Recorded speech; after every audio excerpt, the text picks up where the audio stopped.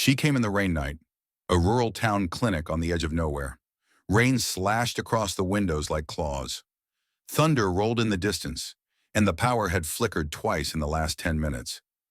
Dr. Ethan Wells sipped lukewarm coffee from a chipped mug, flipping through an old psychology journal more out of habit than interest. He wasn't expecting company, especially not them. The knock came hard, urgent, rhythmic, almost panicked.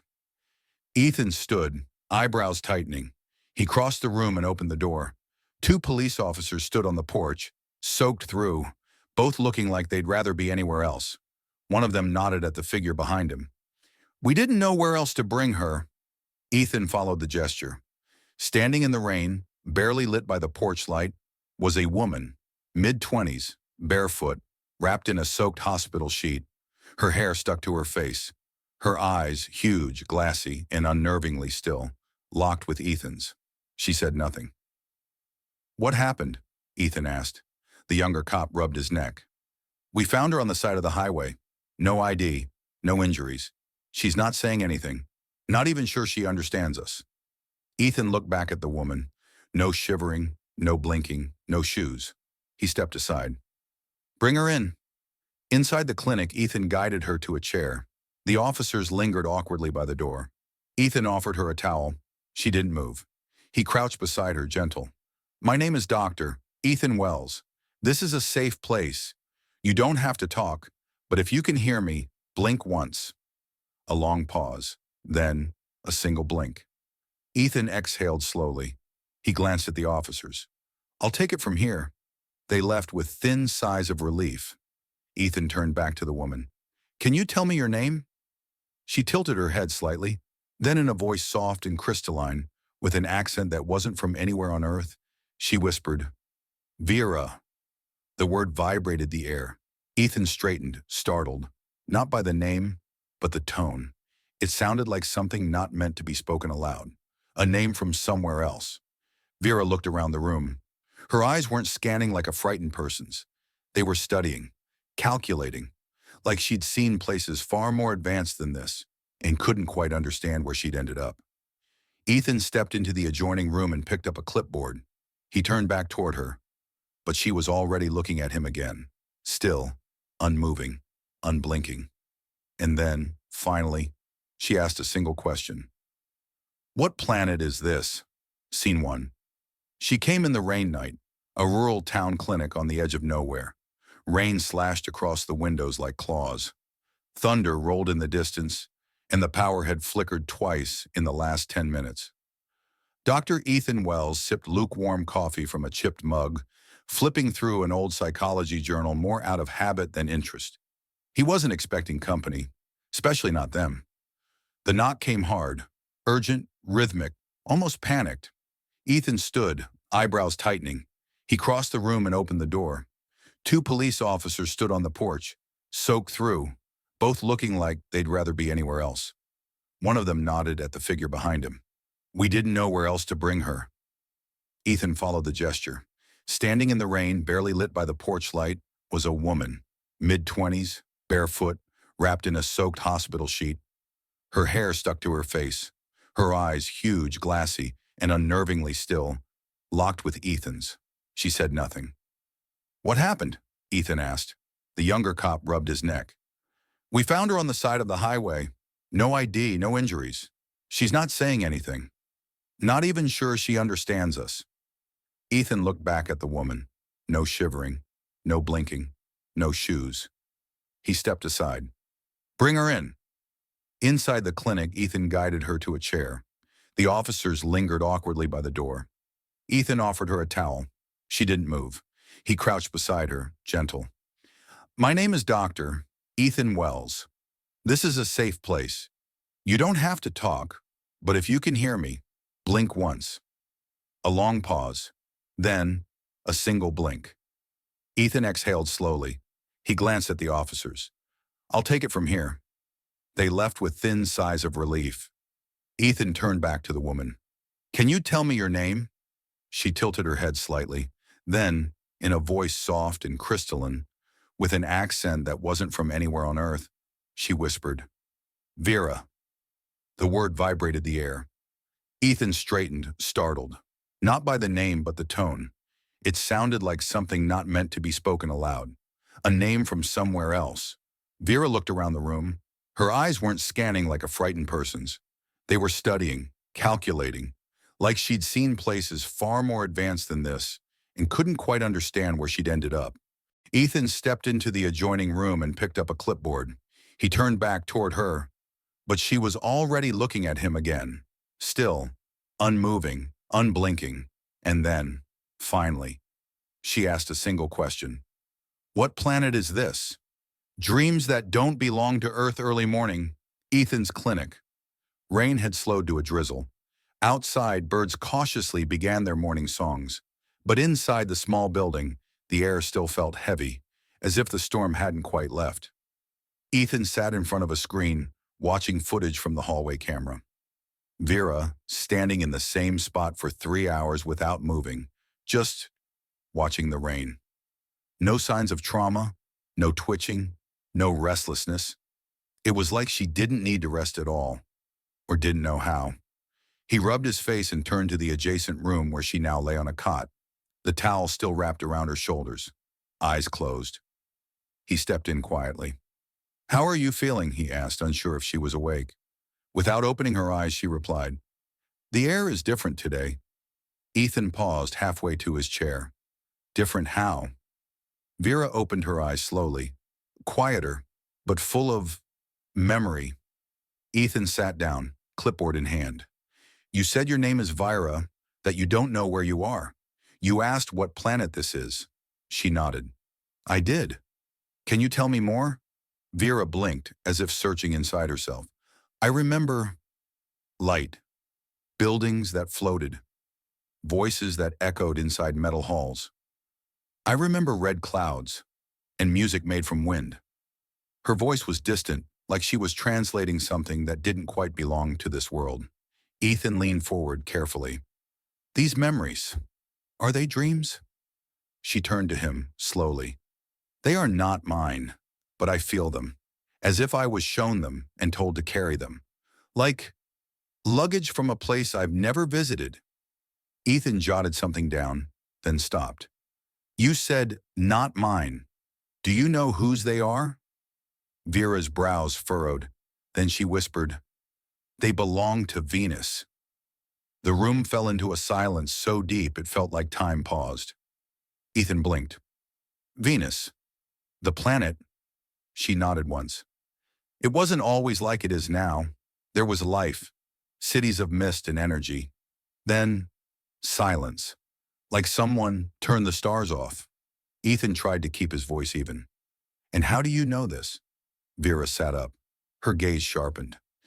"Because I dream of them. And when I do, the dreams aren't silent. They speak in geometry, in waves. They tell me I wasn't born here. I was placed here." She looked him dead in the eye. "To watch." Ethan's throat tightened. He tried to respond, maybe to reassure, maybe to question. But then, Vera collapsed. Her body tensed, seizing. A faint blue light pulsed from her spine. Her hands curled, trembling. Ethan rushed to her side. "Vira, stay with me." She shook violently for a few seconds, then stilled. Her pulse, steady. Her eyes closed, but her skin glowed faintly, veins lighting up like constellations beneath her skin. And for a moment, her breath crystallized into mist, hovering like gas in zero gravity. Ethan stared, stunned. This wasn't trauma. This was something trying to emerge. A body that doesn't belong here midday. Examination room. Vera lay unconscious on the padded table. Her skin had returned to its usual tone, porcelain pale, almost too perfect. But the after-image of that strange light still haunted Ethan's mind. He'd seen a lot in his years. Psychotic breaks, hallucinations, trauma-induced dissociation, but never bioluminescence. Not like that. Not real. He stood beside her, holding a medical scanner, non-invasive, infrared. It hummed faintly as it swept across her body. Temperature, elevated but stable. Heart rate, irregular. Blood oxygen levels, impossible. Literally, The reading looped back on itself. He frowned and tapped the device. It wasn't broken. He moved to the next step. Blood work. He hesitated, then drew a sample from her arm, gently, almost reverently. As the vial filled, his jaw tightened. The blood shimmered. It wasn't red. It was a soft, pearlescent silver, like liquid moonlight. He held it up to the light, and it refracted. Multiple colors. Multiple dimensions? He quickly moved to the old centrifuge in the back of the lab, spun the sample, and stared as the layers separated. A clear fluid on top, a glowing strand at the center, a bottom layer that shifted constantly. Ethan leaned back in the chair, blinking. This wasn't just rare. This was not human. A beep on the screen interrupted his thoughts. He looked up. DNA scanner. 0% match with any known terrestrial genome. Ancestral markers, null. Origin trace, error. His stomach dropped. "What the hell are you?" he whispered. A sudden sound. A gasp. Ethan turned. Vira had sat upright, eyes open, chest heaving. "You ran the tests." He froze. "You were unconscious. But I knew you would. It's what your kind does. Test, dissect, question." Her tone wasn't angry. It was resigned. She slid off the table, her bare feet silent on the tile. "So now you know." Ethan moved slowly, cautiously. "Know what exactly? That you're not from Earth?" She looked up at him. "I don't think I'm from anywhere anymore. I was created, designed, to observe your species, to see if you're worthy of something. I don't even know what." She stepped closer. "I remember being grown, woken, given a form, told that I would forget everything once I reached Earth, so I wouldn't interfere. But something's gone wrong. The memories are bleeding through." Ethan tried to take it all in. "You were sent to judge us?" She nodded. "I'm not sure if it was to save you or to end you." Silence. Then she added more quietly, "And I'm afraid of what I'll decide." Ethan's voice cracked with quiet disbelief.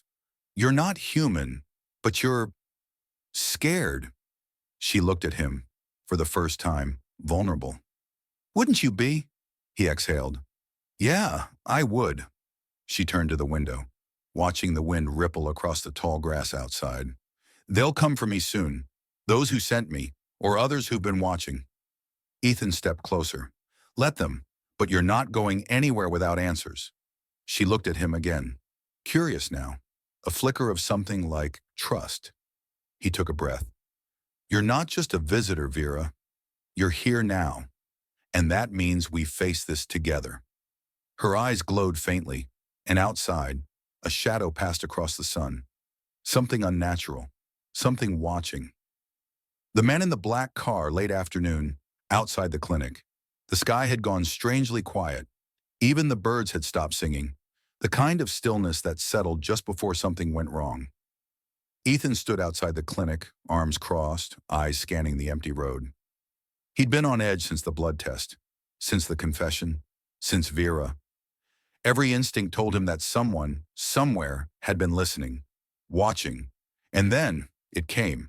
A black sedan, no plates, no markings, tinted windows. It pulled up slowly, the engine barely audible, and stopped directly in front of the clinic. Ethan stepped forward, cautious.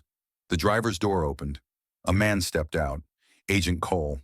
Tall, immaculately dressed, clean-cut, government-issued confidence. But his smile didn't reach his eyes. He approached calmly, like he was used to walking through danger, unarmed and unbothered. "Dr. Ethan Wells?" Ethan didn't answer. "You're not in any trouble," Cole continued. "In fact, we're grateful. You've been caring for something very valuable." Ethan's voice was low. "She's not a thing." Cole smiled wider. "Of course not. My mistake." He reached into his coat slowly, carefully, and pulled out a badge. It didn't have a logo, just a serial number. No agency, no department, just clearance. Let's not pretend you don't already know. Her biology, her memory gaps, the energy readings from this facility. You're a smart man. Ethan stood firm. What do you want? Cole's voice softened. We're here to take her somewhere safe, to run proper diagnostics, understand what she is, before someone else does. Ethan shook his head. No. Cole didn't move.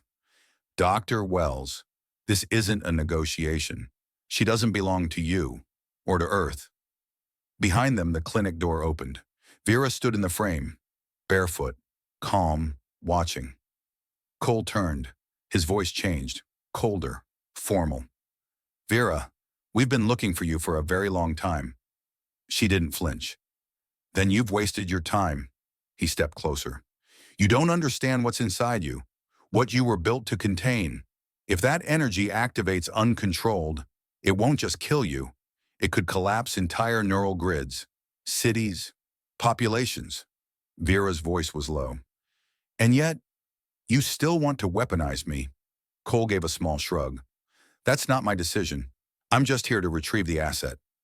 Ethan stepped between them. She's not going anywhere. Cole raised an eyebrow. You think you can stop me? Ethan said nothing, but Vera did. She stepped forward, just one step, and the air shimmered around her, a faint ripple, like the heat off asphalt. Cole froze. For the first time, his mask cracked.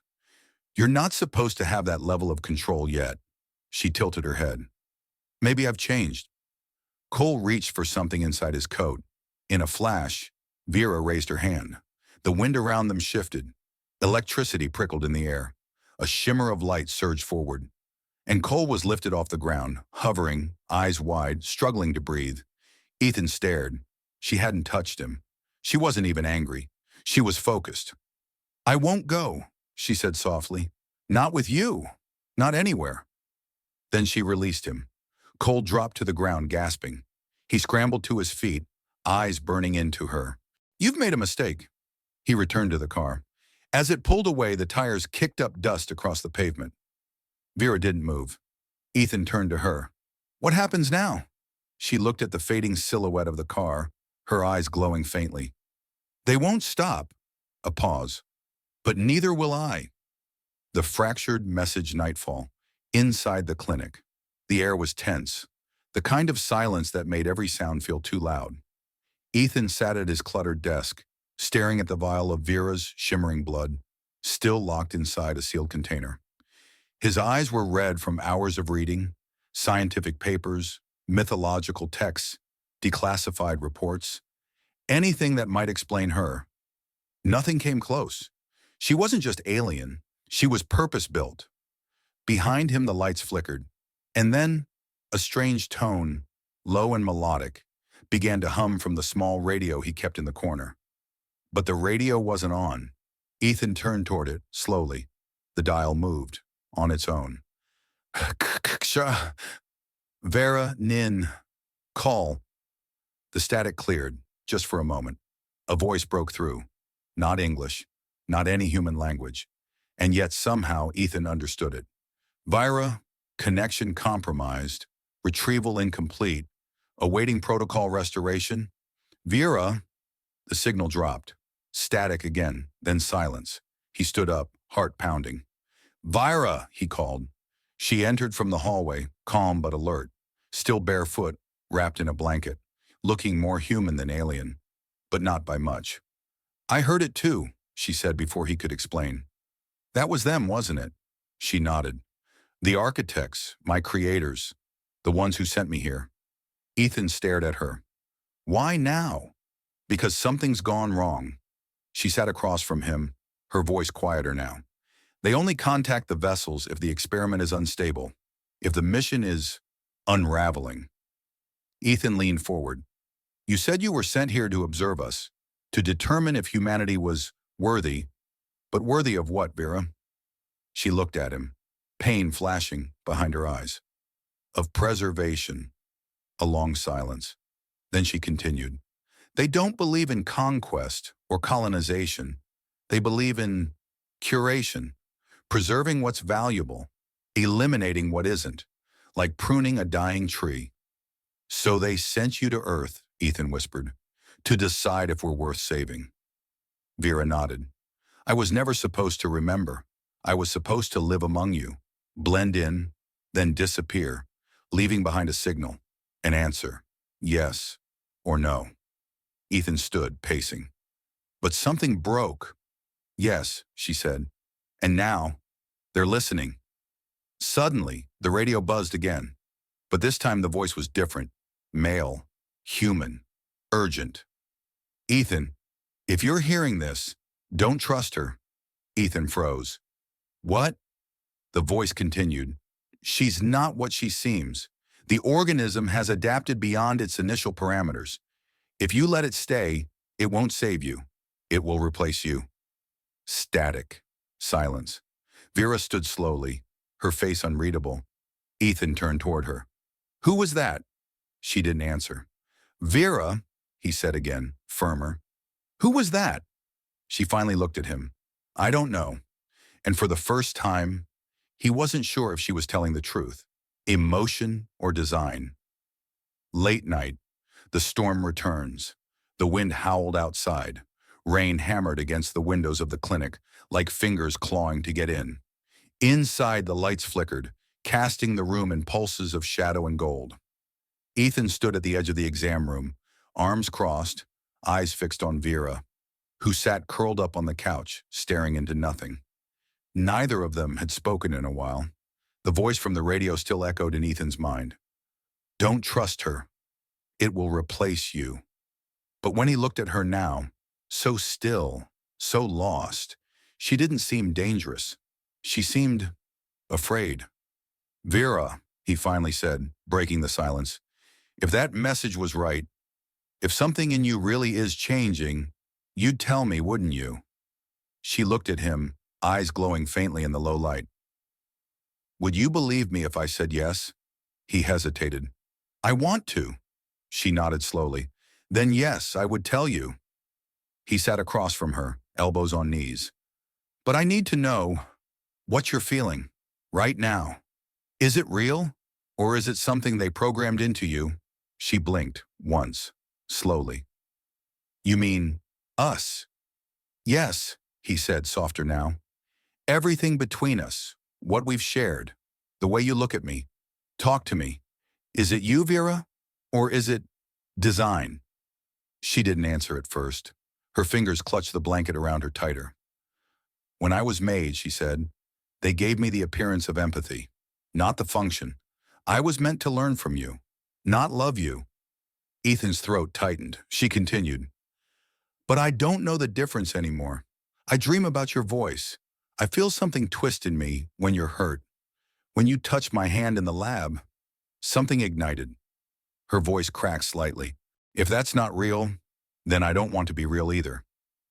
Ethan reached out across the table, slowly, carefully. She took his hand. Her skin was warm now, too warm. Ethan frowned. You're burning up, Vera nodded. My structure is destabilizing. It started when you ran the blood tests. The synthesis was meant to remain dormant, but now it's active. He pulled his hand back, confused and alarmed. What does that mean? It means I don't have much time. Until what? Until I either become what they sent me to be, she said, eyes distant, or burn out trying to be what I want instead. Ethan stood up, pacing. So you're evolving, and either you'll lose control, or they'll take you back. Vera stood too. There may be another option. He turned. She looked at him, eyes glowing brighter now, not with power, but desperation. There's an old signal array, buried beneath the mountain west of here. If I reach it, I might be able to sever the link, to choose me over them, over what I was meant to be. Ethan narrowed his eyes. But if you fail? She exhaled slowly. Then I'll lose everything, including you. A pause, then Ethan said simply, I'm going with you. She blinked, surprised. Even if I'm the reason this world ends? He walked up to her, gently touched her face. Or the reason it finally begins again. Outside, lightning tore across the sky, and somewhere, beneath the Earth's crust, something stirred. They weren't the only ones heading to the array. The return of the Watcher's location, remote mountain pass, just before dawn. The road wound like a ribbon of shadow through the hills, half paved and mostly forgotten. Ethan's truck rattled as it climbed, headlights slicing through fog that clung to the trees like spiderwebs. Inside, Vera sat quietly, staring out the window, her eyes reflecting the misty dark like distant stars. Her glow had dimmed, but something deeper shimmered beneath her skin, like light from a fire she couldn't put out. Ethan stole glances at her between turns. "You're quiet." She didn't look at him. "They're close." He tightened his grip on the wheel. "The people who sent you?" "No." She turned slowly. "The ones who've been watching." Before Ethan could ask, the truck slammed to a stop. The engine died. Lights out. They were plunged into silence. Ethan looked around. Fog everywhere. No movement. "Did we hit something?" Vera opened her door slowly. "Number." They turned it off. The fog pulsed. And then they appeared. Not with noise, not with fire. Just presence. 3 figures emerging from the trees like they'd always been there, cloaked in matte black exosuits that shimmered slightly in the low light. No faces. No weapons visible. But they didn't need them. Ethan stepped out beside Vera. Instinct told him to run. Logic told him he was already dead. But his heart, it told him to stand beside her. One of the watchers stepped forward. Its voice came through every direction at once, like radio signals layered in harmonic tones. "Subject Vera, termination of observation protocol unauthorized." Vera's jaw clenched. "I didn't ask for your permission." The second figure raised a hand. The air vibrated. Ethan fell to one knee, clutching his head. Vera stepped in front of him, eyes flaring. "Stop!" The vibration ceased instantly. A pause. The third watcher spoke. "Subject has deviated. Emotional contamination detected. Data integrity compromised." "I made my choice," Vera said. "I'm severing the link, and I'm not going back." The first watcher stepped closer. "Then you are no longer useful." Suddenly, a ripple of light exploded from behind the tree line. A fourth figure entered. Not a watcher, not human. Half machine, half organic. Tall, armored in gold-white plates etched with starlight runes. It spoke one word. "Denied." The watchers stopped.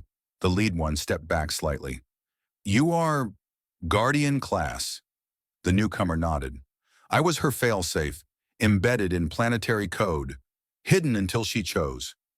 Ethan blinked, still catching his breath. "What is it?" he whispered. Vera whispered back.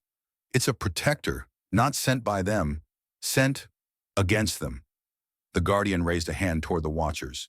"Leave, now or be erased." They hesitated, then faded, like fog dissolving into the trees. Silence returned. Vera looked at the Guardian. "You've been here all this time?" "Waiting." "For what?" "For your choice." She nodded slowly, then turned to Ethan. "We go to the array now." He took her hand. They walked forward, past the truck, past the trees, toward the hidden chamber where she would sever the last thread tying her to the stars. And above them, in the clouds, something massive blinked open. An eye, still watching, waiting to see if she would free herself or become something else entirely. Beneath the signal tower, location, underground relay chamber beneath the mountain time. Just before sunrise, the ancient hatch groaned open with a hiss of stale air and static. Dust swirled as Ethan and Vera stepped into the vast underground chamber, once a dormant signal array buried beneath the Earth's crust, now pulsing softly as if awakening after centuries of sleep. Above them, an enormous circular antenna arched overhead, etched with symbols that shimmered faintly as Vera approached.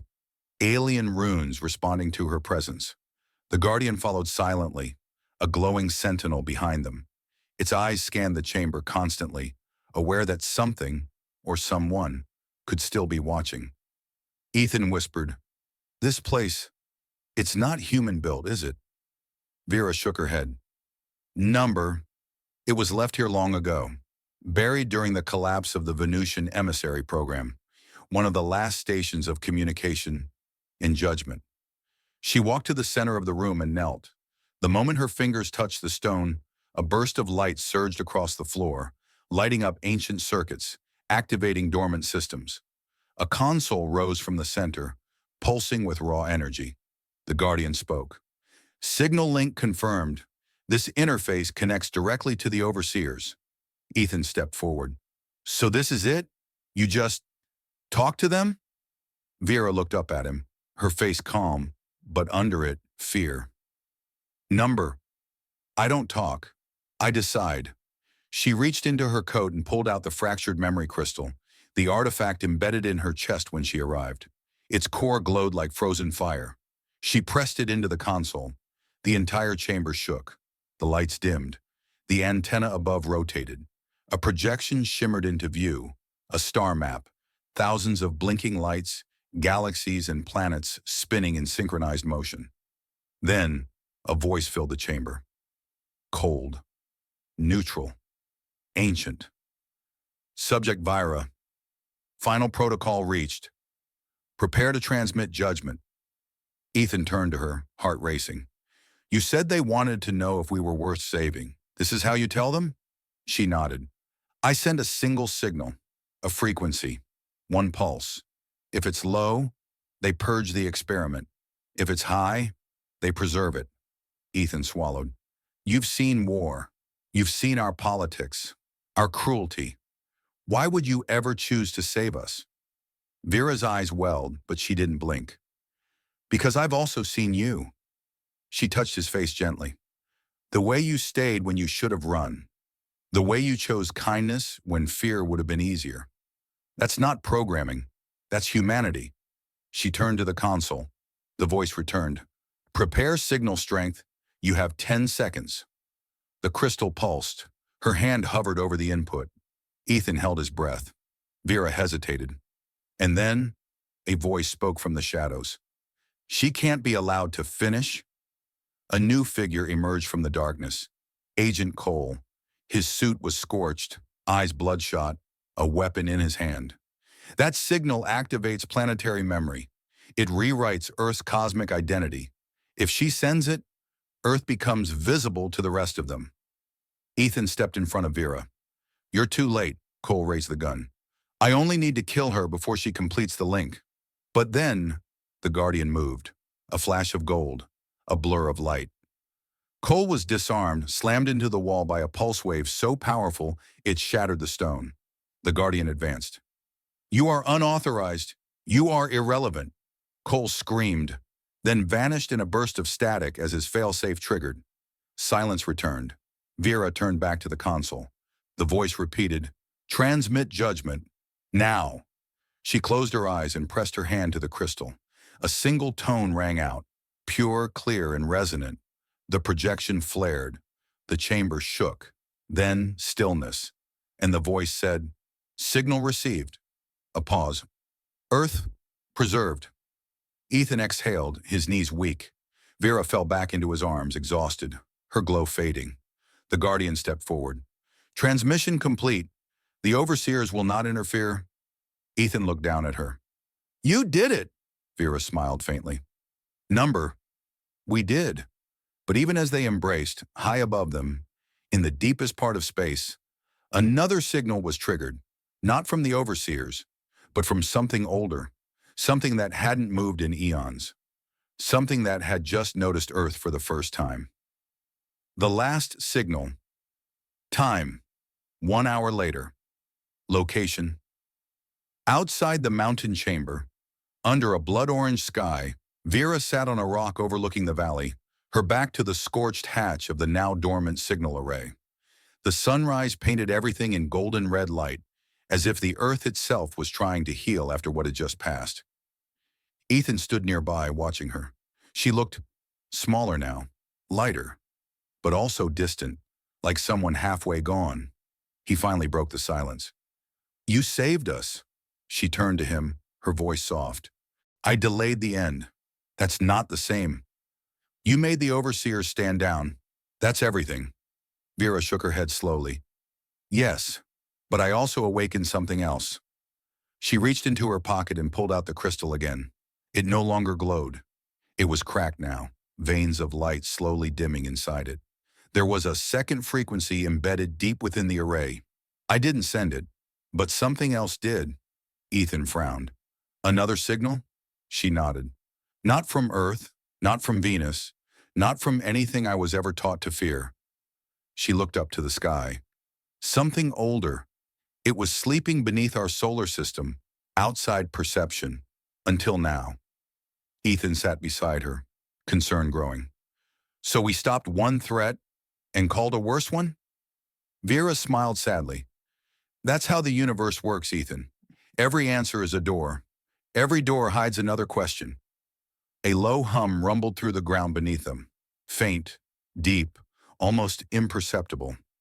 The Guardian, now standing like a silent statue nearby, spoke without turning.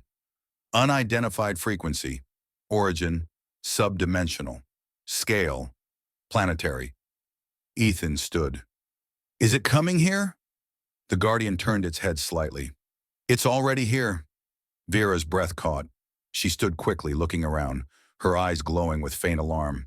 The trees were still, the sky was clear, but the wind had stopped, completely. The birds were gone. The air had thickened. The light was slightly wrong, colors not quite as they should be, as if reality was buffering. From the horizon, a shadow emerged. Not a ship, not a shape, but a void. A bend in the world itself, like space had been bruised. Ethan stepped back. What is that? Vera didn't answer at first. She looked shaken, truly shaken, for the first time since they met. That's a watcher that even the watchers fear. Ethan swallowed. Do we run? She looked at him with haunted eyes. There's nowhere left to run. The Guardian stepped forward. I must intercept it, but I cannot hold it alone. Vera took Ethan's hand. We don't fight it, yet. First, we survive it. The void expanded, slow, inevitable. It didn't destroy what it touched. It simply removed it, like deleting parts of a dream. Rocks vanished, trees faded, the air distorted. Vera pulled Ethan close, pressed her palm to his chest, and whispered something ancient. Suddenly, they vanished. Gone from the mountain, gone from the world, just as the void reached where they had been. The Guardian turned to face the shadow and charged. Elsewhere, Ethan woke in a cave of light, hovering slightly above ground. Vera beside him, eyes closed, breathing hard. Where are we? He whispered. She opened her eyes. Between places? She looked into his eyes, no fear now, just acceptance. One more decision left to make. The decision beyond stars' location, the in-between realm. Time, unmeasurable light surrounded them. Liquid, soft, endless. A place that wasn't space, wasn't Earth, and wasn't meant to hold mortals. Ethan floated, weightless, heart pounding with the terrifying realization that he had no idea where here was, or if he still existed at all. Beside him, Vera stood firm, her feet somehow grounded on an invisible surface. Her body glowed faintly, but the glow was dimming. This is the edge, she said softly, where signal and soul converge. The place between what's forgotten and what's still becoming. Ethan looked around, disoriented. I thought you said there was nowhere left to run. There isn't, but this isn't running. It's pausing before the final decision. A pulse moved through the light, a ripple, and then, without warning, they weren't alone. Before them, a being of pure starlight emerged. No face, no voice, only presence. Not violent, not kind, simply vast, eternal. Vera bowed her head. Ethan felt his mind strain to hold the shape of what he was seeing. His breath caught. It spoke without sound, straight into their minds. You have awakened what sleeps beyond cycles. One vessel, one decision, one path will remain. Vera stepped forward. Her voice was steady, but not without pain. I severed the overseers. I chose humanity. But something else came. Something older. Something beyond choice. The being pulsed. The observer must complete the function, or be reclaimed. Ethan moved beside her instinctively. You mean take her back? Reprogram her? No answer. Only a soft pulse. Vera turned to Ethan. Her eyes shimmered with something deeper than fear. If I go back, I lose everything that made me me, including you. And if you don't, she took his hand, then I become unstable, a threat to Earth and everything else. A long, aching silence. Ethan gripped her hand tighter. Then we find another way. She smiled faintly. There is no other way, only choice. The being shimmered again. One signal to silence, one signal to ignite. Choose. Vera looked into Ethan's eyes. They're asking if I want to stay human or return to what I was. He stepped closer, forehead pressed to hers. Then be human. Stay messy. Stay uncertain. Stay with me. Tears welled in her eyes but didn't fall. She nodded, then turned toward the being. I choose to stay. The realm reacted instantly. Everything cracked. A pulse surged through her. Her body flickered, caught between dimensions. Ethan shouted, Vira! She cried out, her form splitting in light. And then, everything went white. Earth, weeks later, a quiet morning on the beach. The ocean rolled in slow, lazy waves. Clouds drifted overhead. Ethan sat alone, staring at the sea, eyes tired but alive. A backpack beside him. Inside, her crystal, now dark. He took a breath, exhaled, then a shimmer in the air. He turned. Vera stood there, hair swept by the breeze. No glow, no starlight, just her. You came back, he whispered. She smiled. Number. I stayed. He stood. They didn't speak again. They didn't need to. He just walked toward her. And this time, when they kissed, it wasn't the end of the world. It was the beginning of one.